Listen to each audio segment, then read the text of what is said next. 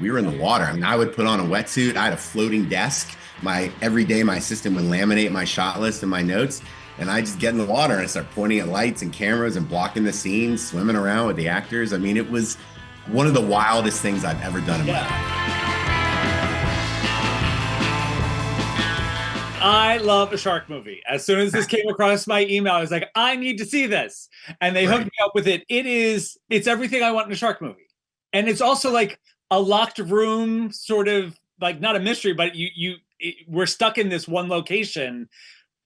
It's very claustrophobic. It's very claustrophobic. So for the people that are going to be coming into this, it's about a group of friends in Thailand. They go diving. There's a location known as the Devil's Mouth, which are basically underwater caves, which in itself is like, no, do not do that. Don't do that. That's where people die. And then they run amok and end up attracting a bull shark. A very angry. It is a bull shark? It is a bull shark. So one of the things that's very terrifying about bull sharks is that they can survive in fresh water. So this is a freshwater cave system, and this shark got trapped in the cave system thanks to a massive storm, and it hasn't eaten in 5 days. So when several very young nubile snacks basically drift in, why would you not want to feast? Exactly.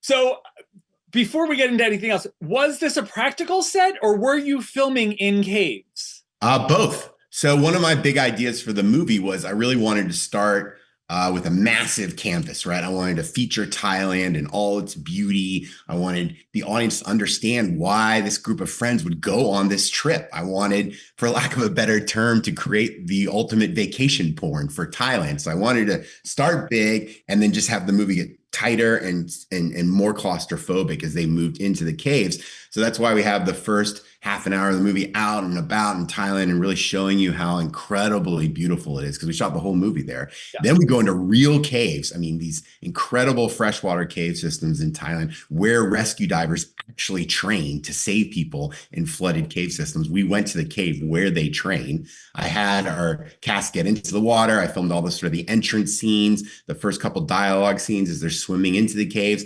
Then they go around a corner. Then we're on sound stages. Okay. And the movie, the script had 13 different caves. I only had 3 sets, only 2 of them with water.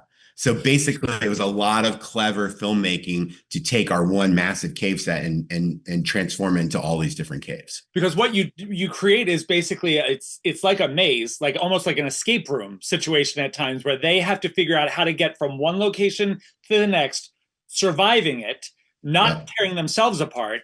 But then there's also a layer, and I loved this because the film also has a strangely emotional level to it, where you're also looking at how young people get to a point in their relationships as they start to grow older and apart, and the dynamic shifts, and we start to see how these characters interact now and how they see each other differently compared to when they became close. Yeah, that's really why I fell in love with the script. It was a blacklist script. It was sent to me a couple years ago. And I love just the conceit of being trapped in this claustrophobic setting, swimming the whole time. I mean, they never get out of the water with a shark. That's obviously the headline. But then what kept me interested and kept me engaged was the character dynamic created by Asia Gable and MJ Westner, the original writers who stayed a part of the process with me throughout the making of the film. They had created this really unique and interesting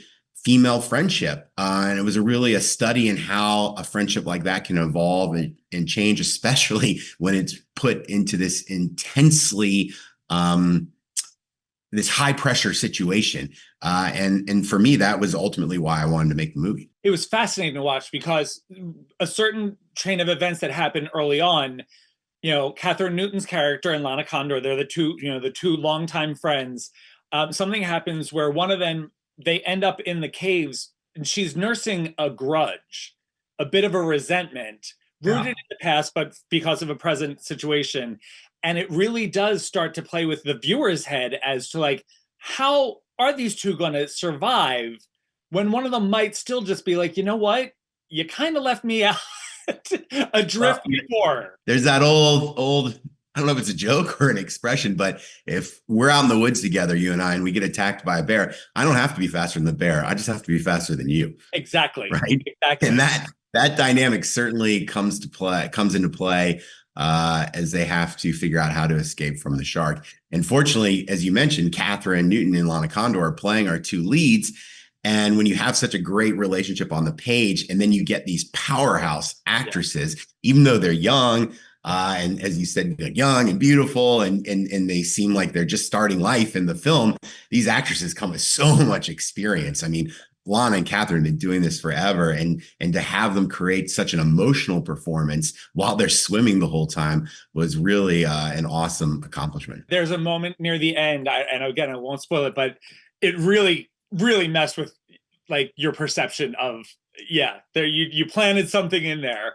How long did By the way, I want to say you're doing a great job of not spoiling anything. Thank you. Tip of the hat to you, sir. Thank you. Like, you are really killing this. Because I don't want to ruin it for like that's the fun of these movies. I'm very grateful. You start to wonder like who's going to make it out and all this, and how do they make it out? And it's so funny when you say like it gets smaller and smaller. Even at the end, their window is even smaller than we know. Yeah. So how long did everyone spend in the water during, like, how long were you in the water for production? Every day, all day. I mean, I would say we shot for 2 weeks out in kind of the world in Thailand, and showing the beauty of Thailand and in the real caves. And then we were on stages for over 6 weeks. And I think maybe like every day for maybe like 2 days, we were in the water. I mean, I would put on a wetsuit. I had a floating desk. Every day my assistant would laminate my shot list and my notes, and I just get in the water and I start pointing at lights and cameras and blocking the scenes, swimming around with the actors. I mean, it was one of the wildest things I've ever done in my life. But that's really like you had skin in the game. Oh yeah. You were suiting up and showing up. Yeah. Oh, I'd make the ADs crazy. They were like, listen, you've got this little platform over here. We want you to stay here. I was like, no, I'm getting in the water. Like I have to get in the water, because it's funny. I can't remember where I read this, but some big filmmaker, it might've been David Fincher, maybe Steven Spielberg, but they said it doesn't matter how big a movie gets. It really just comes down to a couple actors, camera operator, a boom operator, and a director. And that's really what's on set. If you get these $100 million movies, $200 million movies, you're just increasing the circles around that kind of core group. But that core group is it. And I've got to be there. I've got to like be in the environment. I got to help the actors work out the blocking. I got to be able to communicate clearly with the camera operators. So yeah, I was in the water every day. And was that also in Thailand, or were you back home in the States? No, we shot the whole movie in Thailand. This is a Thai movie. God. The crew was Thai. I think there was like maybe 10 Westerners working on the movie outside of the cast.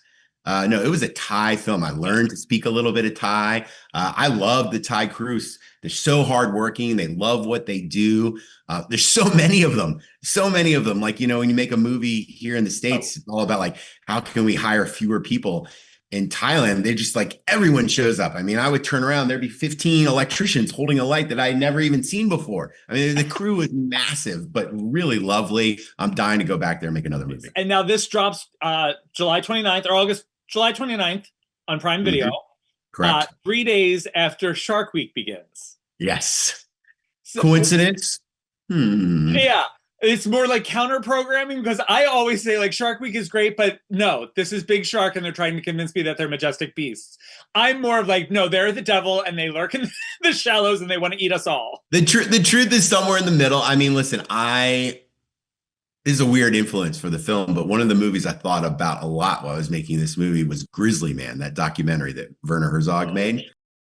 And one of the themes of that film is that you can appreciate nature, but never stop respecting it, because it doesn't care if you live or die, right? And that's a big part of this movie too. These characters, I think they lose a little bit of their respect for the natural world, and man, the natural world does not care about you. In fact, it's actually going to be very offended if you do. Yeah, exactly.